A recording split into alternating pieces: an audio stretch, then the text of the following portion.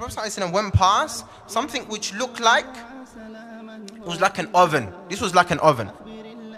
And it was very narrow from the top, but very wide inside. So when he peeked inside, when he looked inside, he found that there were a number of naked men and women.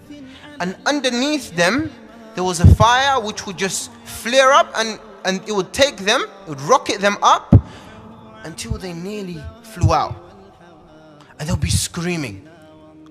And the Prophet ﷺ, when he described these individuals, what did he say about them? These are the male and female people who do zina, who fornicate or commit adultery.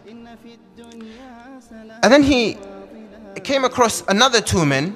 One man, there was like a big pool, and there was a man at the bank.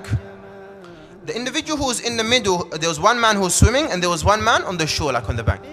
So the individual who was swimming, what he would do is he would come towards the man in the bank trying to escape from the pool. Every time he tries to escape, then that man, he tosses a stone inside it, and that prevents him from going, and then he goes back to the middle again. And then he comes and he tries again, and the individual he tosses a stone in his mouth again. And that carries on happening again and again and again. When he was asked, when he was told about them, he said that this individual was one who would eat interest. Yeah, interest, money from usury, from interest.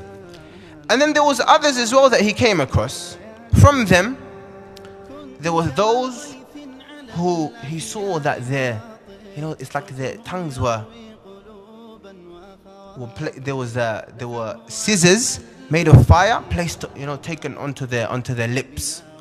When he was asked who were these individuals, he said these are the orators, the khutaba, those who give sermons from your ummah, those who give sermons, who remind the people but forget themselves. We ask Allah subhanahu wa ta'ala to make us from those people who, when we remind others to do khair, we're the first individuals who try to implement the khair. Otherwise, we have a big problem in the next life. And others from those who are punished, as well, who the Prophet ﷺ mentioned about, are those who do ghiba. Those who do ghiba. Those who backbite.